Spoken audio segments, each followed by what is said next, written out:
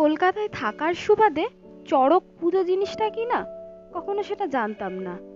যাই হোক, আমি না আজ থেকে 1 বছর আগে ফার্স্ট টাইম আমার হাজবেন্ড আমাকে নিয়ে গেছিল যে আমাদের এখানে চড়ক পুজো হয়, যেহেতু আমার শ্বশুর বাড়িটা একটু গ্রাম্য এরিয়ায়। তো সেবার আমি প্রথম দেখেছিলাম। তো তখন তো ভিডিও করতাম না, তো তখন তোমাদের সাথে আর শেয়ার করতে পারিনি। তো আবার আগের বছর আর যাইনি, এবছর আবার গিয়েছিলাম আমার হাজবেন্ডের সাথে। তো ভাবলাম তোমাদের সাথে একটু ভিডিওটা শেয়ার করি। বাট দেখুন, এই যে যারা এখানে পুজোটা করছে তাদের কতটা কষ্ট হচ্ছে, সত্যি কথা ভীষণই কষ্ট হচ্ছে। তার মধ্যে একটি ছোট বাচ্চাও আছে, জানেন তো। আর ওনারা ঠাকুরের নাম নিচ্ছে, মানে এখানে একটা ফুল পড়ার ব্যাপার আছে।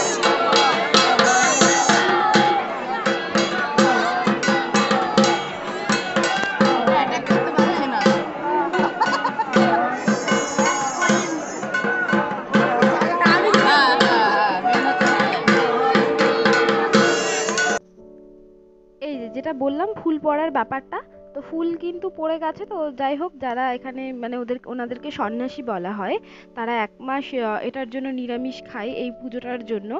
তো যাই হোক, ফুলটা পড়ে গেছে। তো সবাই ঠাকুরকে পুজো করছে। আর এই চড়ক যে পুজোটা হয় এটা কিন্তু মেনলি শিব ঠাকুরের পুজো হয়।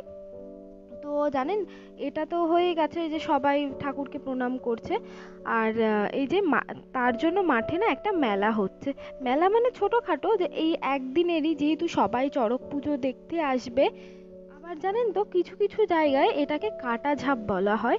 তবে হ্যাঁ, কাটা ঝাপটাও আমি আপনাদের সাথে শেয়ার করব। আগে মেলাটা আপনাদের সাথে একটু শেয়ার করি। আর কাটা ঝাপটা এখনো শুরু হয়নি, তবে আর কিছুক্ষণের মধ্যেই শুরু হবে। আর এখানে না অনেক দোকানি, যেমন ভুট্টা, কোথাও পাঁপড়, কোথাও ঘুগনি, কোথাও আইসক্রিম, আর চায়ের দোকান তো আছেই। একটা মাঠটা কিন্তু বেশ বড়, তার মধ্যে কিন্তু অনেকই ভিড় হয়েছে দেখতে পাচ্ছি। আর জানেন তো, একটু যেবার আমি প্রথম দেখেছিলাম আমার একটু ভয়ও লেগেছিল এই জিনিসটা দেখতে। আর এই যে আমার হাজবেন্ডের এক বন্ধুর সাথে দেখা হলো, তো ওনারা এখন কথা বলছে। আর কিছু মানুষ জানেন তো আবার মাঠে বসে রয়েছে এটা দেখবে বলে। আর এই যে এইটাকে বলা হয় বাবলা কাটা, এই কাটাগুলোর উপরেই না সবাই ঝাঁপ দেবে। আর এটা এই যে নেটটার মধ্যে এই কাটাগুলোকে রেখে দেওয়া হয়েছে। আর সবাই না উপর থেকে কিন্তু এটার উপরে ঝাঁপ দেবে এই কাঁটাটার মধ্যে। আর এগুলো না ভীষণ বড় বড় একটা লম্বা লম্বা কাঁটা আছে, যেহেতু ভিডিওতে তোমাদেরকে এটা দেখাতে পাচ্ছি না, কিন্তু এটার না মধ্যে খুব কাটা। আমি জানি না, হয়তো ঠাকুরের একটা অশেষ কৃপা, তাই জন্য সবাই এটা করতে পারে, না হলে নিতান্তই একটা সাধারণ মানুষের পক্ষে এগুলো করা সম্ভব হবে না। ভীষণ ভয়ানক একটি জিনিস। আর এই যে এবার কিন্তু মানে ঝাপটা দেয়া হবে এই বাঁশের উপরগুলো থেকে। তো যে মেন মূল সন্ন্যাসী বোধহয় উনি, উপর থেকে উনিই সবাইকে ফেলে দেবেন নিচে। আর ওই যে দেখছেন একজন উঠছে ওই বাঁশটার মধ্যে, উনি কিন্তু প্রথম ঝাঁপটা দেবেন।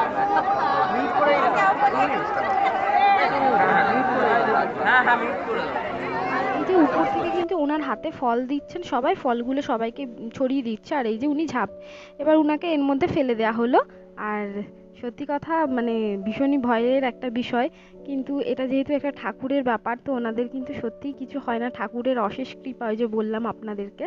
তো এই যে আরেকজনে উঠে পড়েছে, তবে ইনি না একটু বেশি উঁচুতে উঠে গেছে, জানেন তো।